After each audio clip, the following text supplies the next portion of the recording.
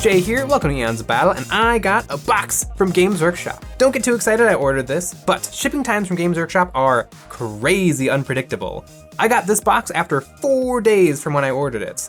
But last year, I ordered something that took 3 months to get here. I had another order that they forgot about, and they forgot to ship it until I reminded them with an email. And I got another box within about 10 days, pretty average shipping times. So if you order something from Games Workshop, shrug emoji. That's all. That's as good as you're gonna get in terms of when is your package going to arrive. But this is all stuff that I ordered because of the Games Workshop price hike that's gonna be happening on metal and resin minis. None of this is stuff I really need, but I've always had my eye on. And I think just one last chance to get it before the prices go up was just a good enough reason for me to get it. So let's open her up.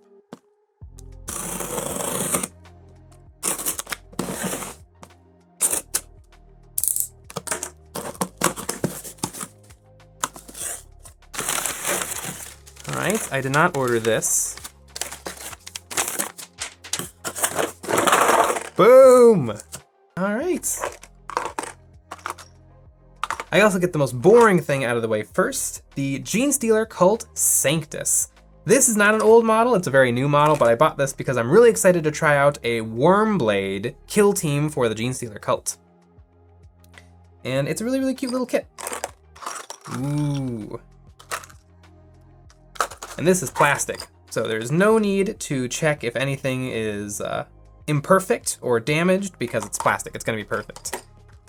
This resin stuff, on the other hand, I'm super excited to pick these up. It is Nemosaur Zandrek and Vargard Oberon. For years, I said he was Vanguard Oberon because what the heck is a Vargard? But he is in fact a Vargard. And in my opinion, this is the cutest couple in all of 40K, and I'm super, super excited to have them, assuming that they're not terrible. So let's just take a little look-see.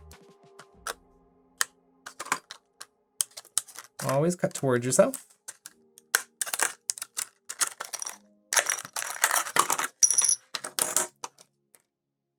All right. You know, this doesn't look bad at all. I remember some early Forge World stuff, like from way back in the day, like when they first brought it out in like 2015, Finecast was garbage. Like, it seemed like Games Workshop literally didn't know how to do it. There would be bubbles, voids, like irregularities in the resin. Now it seems like they're about as good a quality as Forge World, which means they're fine. Still some of the worst resin in the industry, but it's okay. And this guy looks fine. There's some gates, but that's just how they do their resin casting. But actually, this guy looks very workable, and his spear is practically straight. It's not straight, but it's close-ish. That is actually quite a bit better than I was expecting. I wonder if I'm gonna be able to get through this whole order without Games Workshop getting any emails. And let's take a look at the Vargard.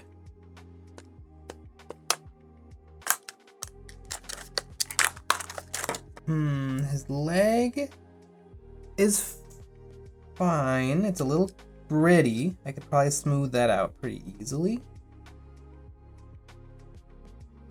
Everything else looks pretty good. No bubbles. His war scythe is reasonably straight.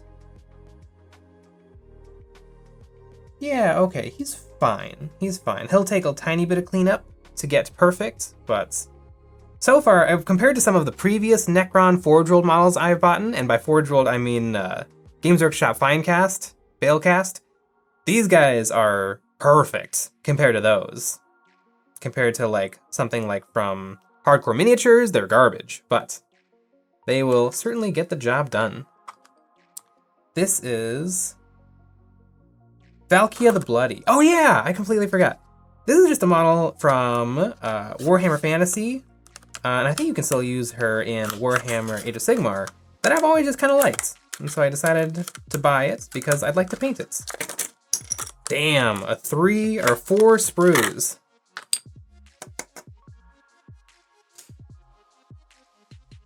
Wow! This actually looks great! Holy cow, the details are really, really nice. I mean, compare this to the Vargard. Those are some crisp crisp details of the horns, or maybe those are her tail.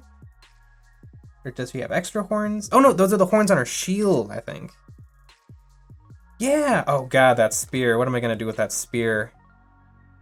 I mean, I could probably straighten it out, but maybe I'll have to replace that with like a paperclip or something. Because, yeah, really, really, really thin resin has a tendency to break. Damn, I'm super glad I bought this. This looks sick. Look at that wing. It's got all those crisp little ridges to make it look like skin. Oh, and it's got the corn symbol in there. This is really cool. Little slippage, little mold slippage right there, but I can fix that easy enough. Yeah. Oh, that's great. That model was just a complete whim, where I'm like, that looks fun to paint. And it looks awesome. Neato. Good old Valkia the Bloody. Alright, so far, Games Workshop, no email coming from me. Orc Big Mech with custom force fields. This is another classic model that I really wanted. I don't know if it's good giving models around you a 5-up invulnerable save. I tend to fail 5-ups just as easily as 6-ups, but it could totally be maybe useful on a vehicle. Where if you're getting Tau railgunned, it's good to have a little save, some kind of a save. Although the railgun might ignore invulnerable saves. All right. Lots and lots and lots and lots and lots and lots of gates. But overall, it looks pretty crispy. The one bubble, but it's very, very small on the corner. Probably filling with paint. Yeah, this looks all right. It'll take about a year to clean off all of those little sprue gates. I have no idea why they would do it this way, but I have a hunch that Games Workshop uses the same spin casting technique that you use for metal on resin, as opposed to like a pressure pot system or something. Because you don't have sprue with a resin mold, but you do with a spin casting metal mold. It's really bizarre, but they've apparently figured out how to make it work because these look all right. Yeah, he's just a big mech with custom force fields. I'm very slowly building up my orc collection, and I think one thing that I've always kind of done a bad job of in the past is collecting like elite characters and HQs, and those actually are kind of easier to swap in and out than units sometimes. So if you have a huge army with only one HQ, that one HQ is going to dictate a lot your playstyle. But if you have a few options laying around, then you can really try things out. Yeah, good old big mech with custom force fields. All right, and inside of this lovely packaging, very ornate, very, very exciting.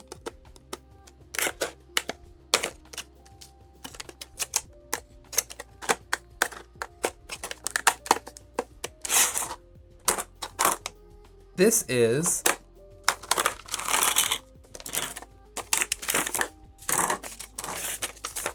the Demon Prince of Nergal. I believe this model was available at one point in metal, and now it is resin. And I kind of always have loved this model. It's super dopey looking, and I usually like fun and silliness. And I have a little Nergal army, and I thought it needed a Demon Prince. I'll probably try to come up with some way to give it wings, because if you have a Demon Prince, it needs to have wings. Otherwise, what are you doing? And how does it look? Don't know if it's quite as crispy as Valkia. And it's hollow. Interesting. I suppose it would be. I've never bought a resin model so big it needs to be hollow. He looks pretty good. There's even less gates on him. Probably because he's so organic. And so they figured that the resin wouldn't have as hard of a time flowing into all the nooks and crannies. There's some that are going to be annoying, but that's just Citadel Finecast. yeah, this all looks okay. Oh, I love that his arm gun is like a big spider or some sort of a giant fly. That's just such a fun little detail. And his sword, I mean, his sword better not be bent because it's a giant slab sword. It looks pretty good. The chain is nice and crisp. The hook is hanging in there. His little spiky ball, maybe I need to check against the real model. Okay, so it looks like a couple of the spikes failed to form, and some spikes are supposed to be flat on the end. I think I might just shave off all the spikes and then add my own. But that's, yeah. I mean, they should be there, but yeah, they could probably send me 50 of these things, and every single one of them would be missing one spike. So it won't take long to fix that. I'll probably use the sewing straight pins, and then I'll just, then it'll actually be really sharp and dangerous, which I love. But yeah, this guy looks good. I'm kind of shocked. I was really expecting to have some that are pretty good and some with issues, especially the Necron guys, because I've bought some Necrons in the past that were bad, but these all look totally doable.